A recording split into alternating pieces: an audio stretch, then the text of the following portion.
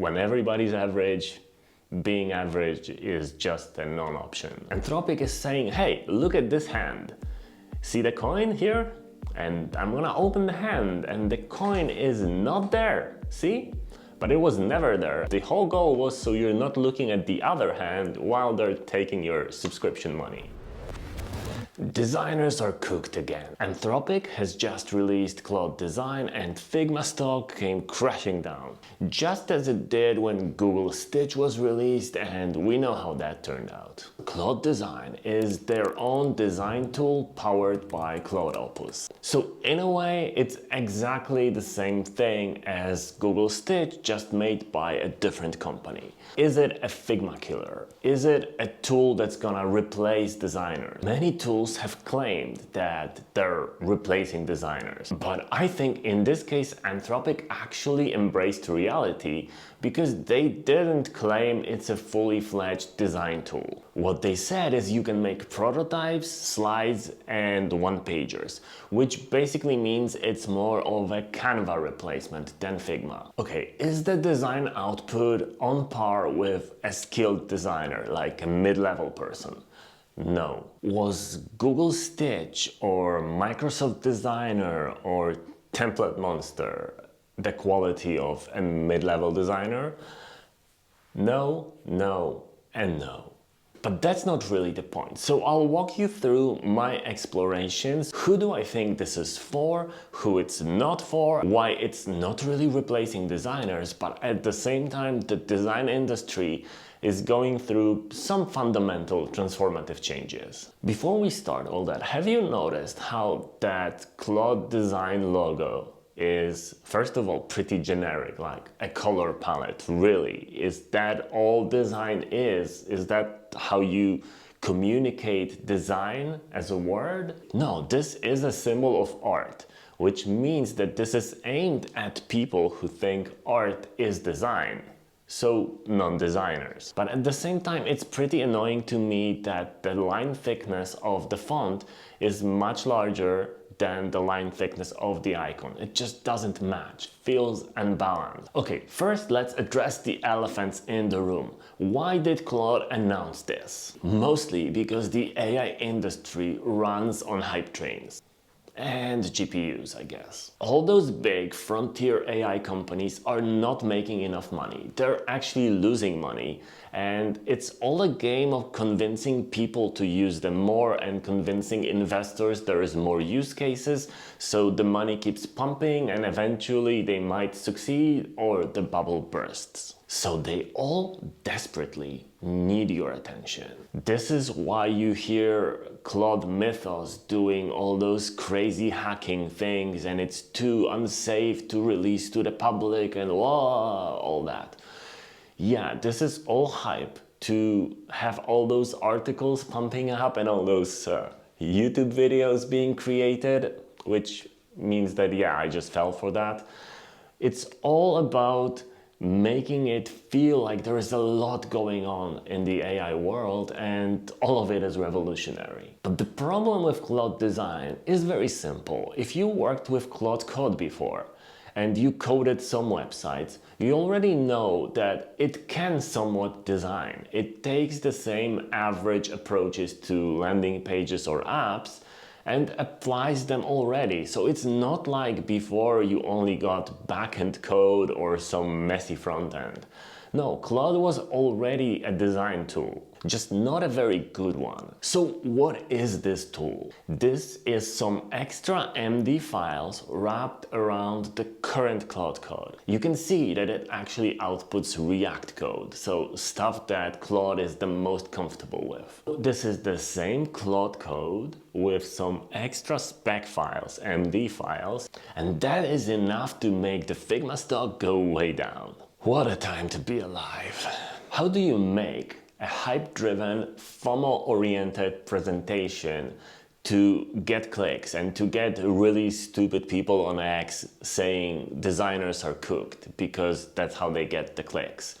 Well, pretty easy. You need nice transitions, zoom effects with whooshes, and sound effects on all the clicks, because that makes it more tangible and more real. You need to show some things that for non-designers will feel extremely impressive, like a 3D globe maybe. And then let's draw some lines on it, because that definitely makes it more complex. And then let's use the blue and purple gradient. Oh, no, not this time. This time we're gonna use a different color, because that way nobody will ever know that this is still slop. Slop has to be blue and purple, right? So it's a shiny presentation, but when you look a little closer, it all starts to completely fall apart. And yeah, even Microsoft designers all those years ago had some shiny examples, and then when you got to use it, you realize that, yeah, that's nowhere near that. So this is all like a magician trick. Anthropic is saying, hey, look at this hand. See the coin here?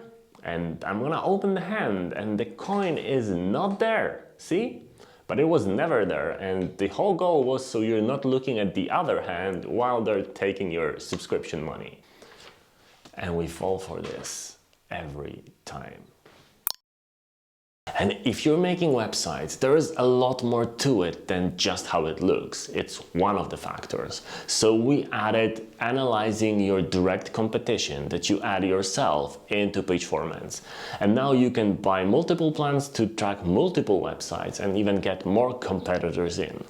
So anytime they change something, update their prices, or have a better claim or better CTA than you, you'll get notified and you'll be able to act fast and leapfrog them again. I'm really proud of this project. This example ticks all the generic boxes of what non-designers might expect from an impressive design. But at the same time, when you look closer, the contrast is not there. The lines on the globe are just flat, not 3D, so they're completely jumbled when there is a lot of intersections. There is some odd spacing, odd choices, no CTA. Yeah, it's not a good design. So what would happen if I put the exact same prompt that they used in the presentation into regular Claude Code? Well, obviously I did that, and this is the result.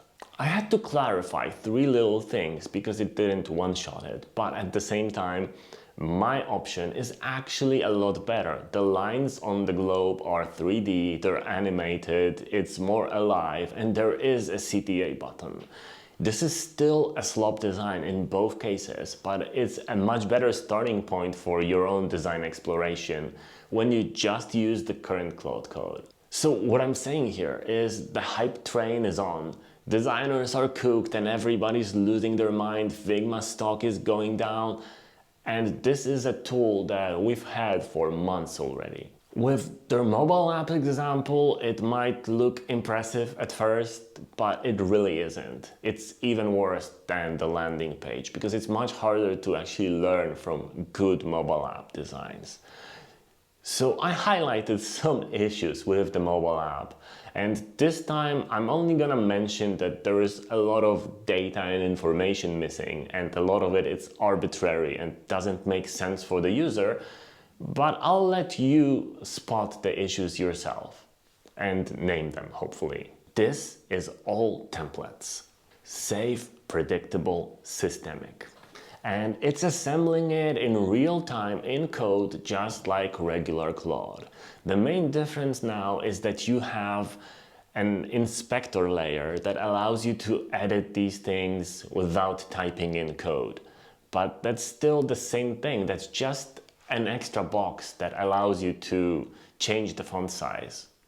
So yeah, for some non-designers that might be a good thing. It might be a good Canva replacement. But we had all that. If you wanted a cheap and quick website, you went to template sites and you browsed them, you went through the catalog, you used the search, and you found yourself a $30 design. Then you had a config file where you can input your colors and change the fonts, and it generated the design that you can use cheaply and quickly. And with AI, you have the perceived, imagined control, that you're no longer browsing or searching for a template, but instead you're actively creating it. But behind the scenes, it's still the same search engine. It just searches for a lot of examples and just merges them for you. And most people aren't sure what they want. Most people weren't even able to articulate the prompts, and they need to bookmark prompts for other people, and they need to buy prompt packs because they can't honestly describe what they want. When I made this experiment a while back, I gave the prompt right in the message and I wrote comment prompt if you're stupid, and hundreds of people did.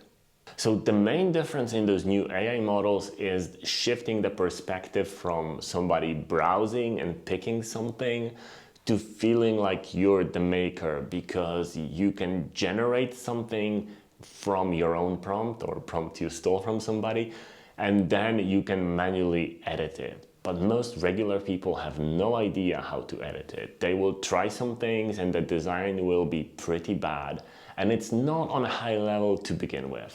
It's not a Figma killer. It might be a replacement of Canva for some less tech-savvy people, but generally it's Claude Code. The same Claude Code we used, just wrapped in a shiny new foil to make you think that it's a new product, because the hype train needs to keep going. And the main win here is that when we get the regular people, the non-designers, to have slightly better tools, still sloppy, but not horrible quality, then at least the slop we'll be getting is not gonna be extremely annoyingly ugly and badly designed. But that also means that average design is no longer gonna be a differentiator. Or to phrase it differently, good enough is no longer going to be good enough. We're definitely gonna see some designers go. I've been talking about it for a while. I still believe half of us will stay. That is the half that actually cares about design. These are the people who step out of the comfort zone, people that are curious, people that are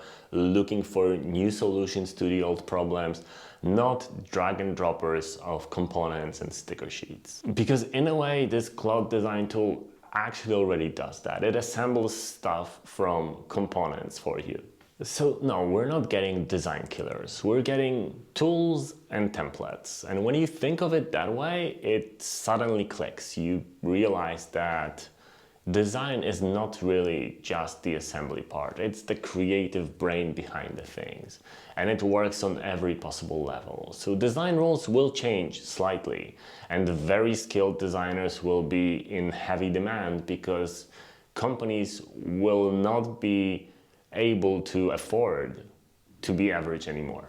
When everybody's average, being average is just a non-option. So yeah, Claude Design is just Claude doing some design. But I'm not anti-AI. I believe that these are tools and we should be using these tools to make better things, not make things faster. Use the time you saved on some of the boring processes to make things significantly better. Extra polish, extra ideas, solving the same problems but with a completely new approach, simplifying the flows, thinking through everything that you can.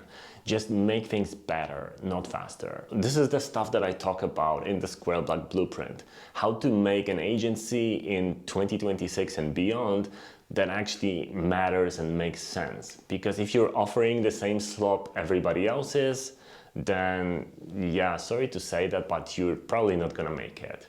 So I share all my documents, templates, and files, plus ideas, workflows, local models like the one running there behind me, and everything else in a whole package, combined with a community where you can join in and ask me questions. Link in the description.